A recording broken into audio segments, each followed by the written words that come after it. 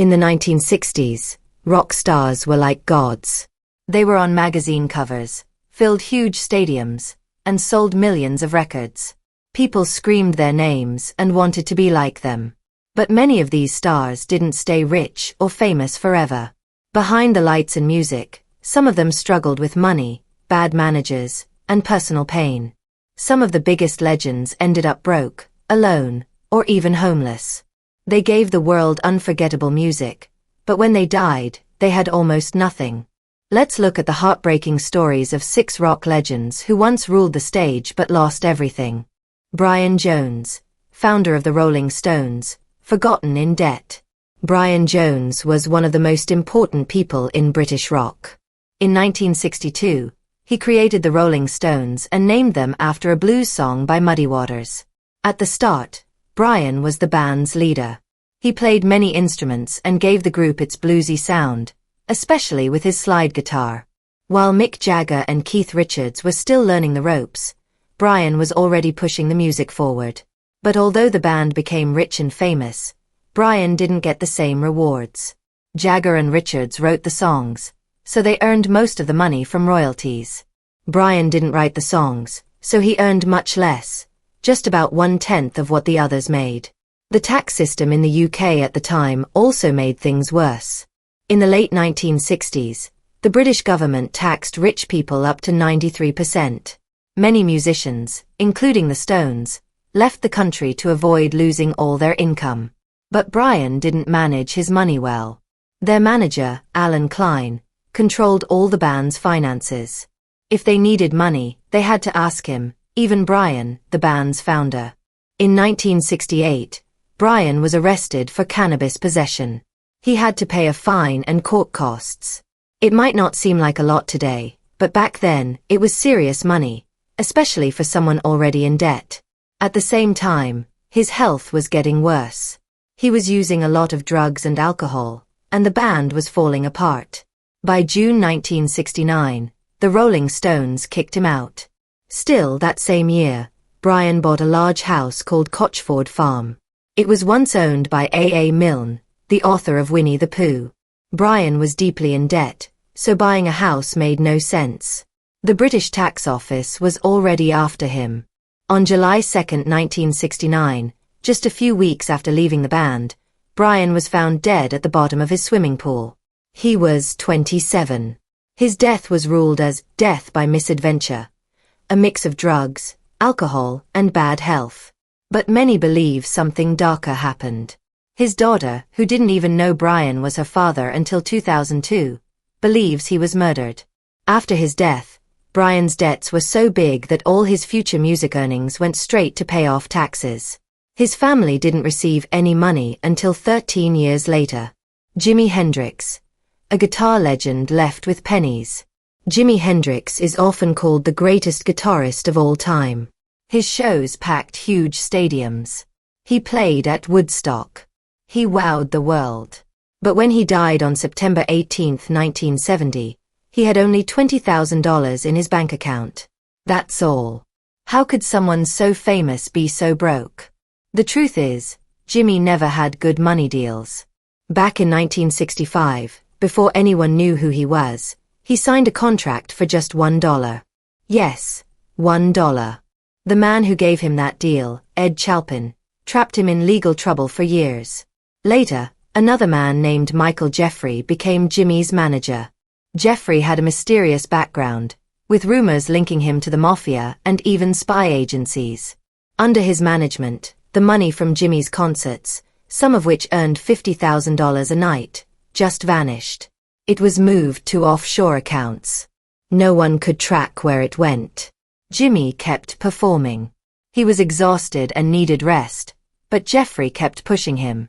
The stress, drugs, and lack of control started breaking him down. Jimi tried to leave Jeffrey but was stuck because of contracts and lawsuits. He also carried deep emotional pain. He grew up poor in a broken home in Seattle. He faced racism and hardship from a young age. Those experiences made him quiet and kind, but also someone who didn't stand up for himself. People took advantage of him. When Jimi died at 27, he left no will. His father, Al Hendrix, inherited everything.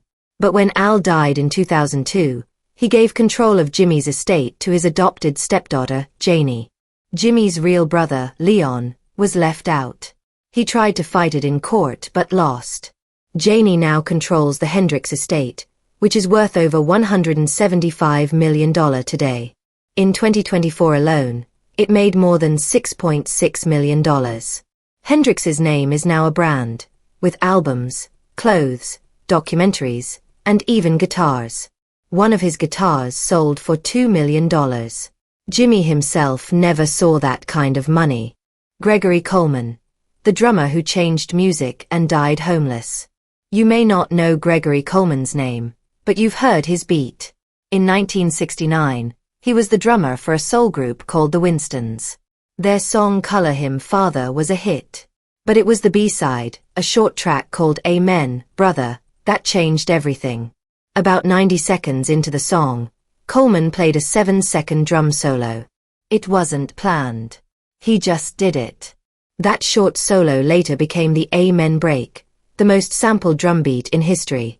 In the 1980s and 90s, DJs and hip-hop artists started using that beat.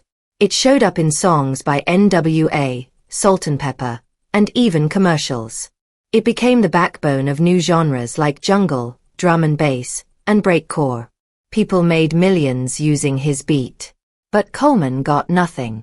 He never received a single royalty. Sampling laws were unclear back then. And by the time people realized how important the Amen break was, it was too late to sue.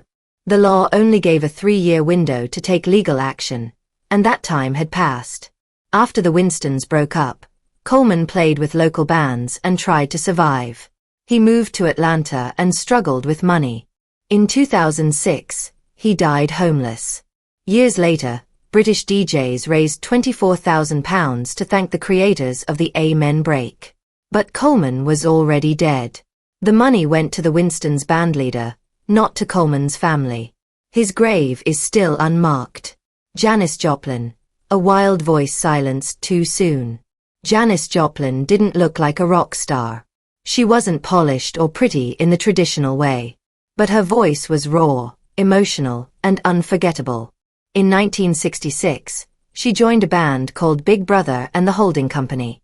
They played psychedelic rock in San Francisco. Then, in 1967, she performed at the Monterey Pop Festival. After her set, she became a star overnight. Her version of Ball and Chain left the crowd stunned. Columbia Records quickly signed her. But before that, she had already made a bad deal with a smaller label, Mainstream Records. That contract paid her and the band almost nothing. They had to tour constantly just to survive. In 1968, their album Cheap Thrills went gold. But tensions grew inside the band. Janis wanted more freedom, so she went solo. Her next band gave her more control, but also more pressure. She drank heavily, Southern Comfort was her favorite, and she began using heroin. In 1970, Janis was working on a new album called Pearl. It was her best work yet. But on October 4th, just months before its release, she was found dead in her hotel room. She was 27. The cause was a heroin overdose. At the time, she had about $250,000, roughly $1.7 million today. That's a lot, but not for someone of her fame and talent. After her death, Pearl sold millions. Her siblings inherited the rights to her music. They made far more money than she ever did. Even her car, a colorful Porsche, sold for $1.76 million. Janis became more valuable after her death than during her life. Skip Spence, a brilliant mind lost to madness. Skip Spence's story is one of the saddest in rock history. He was born in Canada in 1946. Though he played guitar, he started as a drummer for Jefferson Airplane. He had never played drums before, but his talent was so natural, they gave him the job anyway. He played on their first album and even co-wrote songs. Later, he formed the band Moby Grape. They were fresh, exciting, and looked ready to become one of the biggest bands in San Francisco. But in 1968, everything changed. While recording in New York, Skip took a lot of LSD and disappeared for days. He returned believing he was the Antichrist. He even tried to break into his bandmate's hotel room with an axe, not to hurt him, but to save him. Skip was arrested and sent to a mental hospital. Doctors diagnosed him with schizophrenia. While there, he wrote strange but beautiful songs. Columbia Records gave him a chance to record them. In just 9 days, he recorded the entire album all by himself. It was deep and haunting, but didn't sell. It became the worst-selling album in the label's history. After that, Skip fell deeper into drugs and mental illness. He once overdosed so badly they put a tag on his toe and placed him in the morgue, until he woke up and asked for water. In the 1990s, he joined a music therapy group and even performed one last time. But he spent most of his later years living in shelters, hospitals, and a trailer near the ocean. He died in 1999 at the age of 52. Del Shannon, a star who faded too soon. Del Shannon was born in 1934 in Michigan. His song Runaway was a huge hit in 1961. It reached #1 thanks to his high voice and a new keyboard sound called the Musitron. For a while, he was everywhere, with more hits like Keep Searching and Handyman. But behind the fame, Del was in trouble. By 1963, he realized his managers weren't paying him properly. His royalties were missing. He started his own label, hoping to fix things. But it didn't work. He ended up working with the same people again. As bands like the Beatles and Rolling Stones took over, solo artists like Del faded. He toured through the 70s, especially overseas, but the hits stopped coming. He began drinking and using pills. By the late 1970s, he was recovering. He started writing again and planning a comeback. But depression never fully left him. In January 1990, his doctor gave him Prozac. Just 15 days later, Del Shannon died by suicide. He was 55. These legends gave us some of the most powerful music in history. But fame didn't protect them.